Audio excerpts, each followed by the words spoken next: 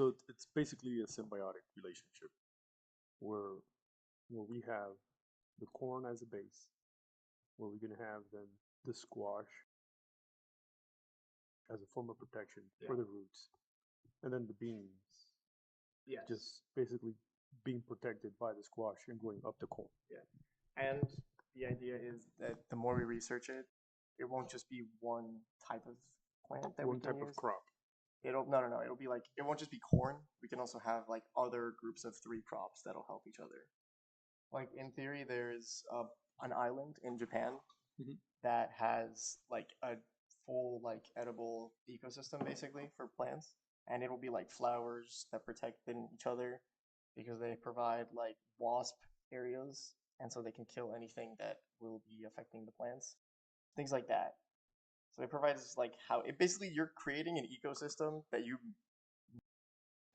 Hello there, I'm back again. This is my mother in the same uniform. They were matching, of course, as Yeah. always. So He told us to be in uniform. I did not say that. So as well, we're going to be talking about the same thing as before. It'll be the polycultural farming practices. It's similar to the idea that Indian tribes would have crop systems. They would have groups of crops that would each support each other Mhm. so that they could grow it more efficiently for their purposes. Um, the biggest example is the Three Sisters. I'm going to use it for everything because it's the biggest example. It's corn, beans, and squash. So the corns Mhm. ends up becoming the stalk that the beans will grow on, protecting the corn from the damages. And we also have the squash that will protect the crop's roots for everything, Okay. and they tend to be the main protector from anything under the ground. Okay. Yeah. So this is different because normally we grow things in human stuff with giant fields of corn, of rice, of sugarcane in the Mhm. Dominican Republic. Mhm. And this is easier for us as humans when we need to have thousands of pounds of crops where they fully grow and we can make it more efficient because we don't have to spend as much money making them.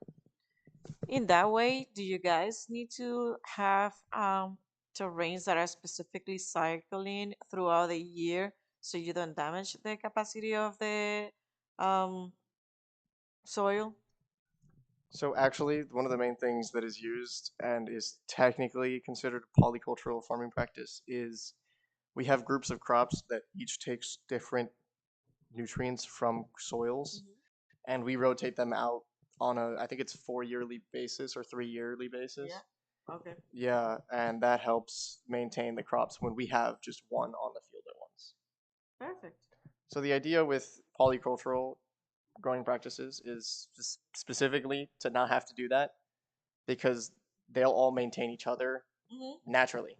Yeah. It's like using the crop's own evolution to make sure everything grows properly, and we don't have to put as much effort into pest resistance and crop like movement because of that.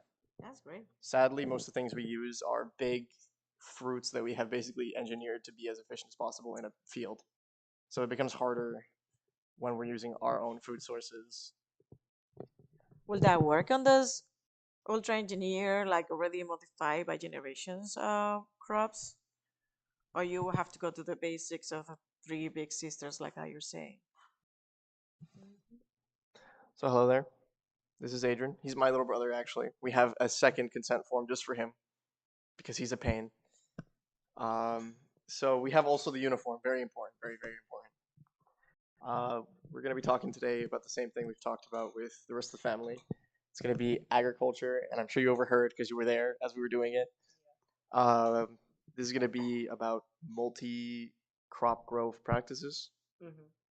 So stuff like the Three Sisters, which is going to be corn, beans, and squash, and how they each have a part to play to protect each other and to help each other grow.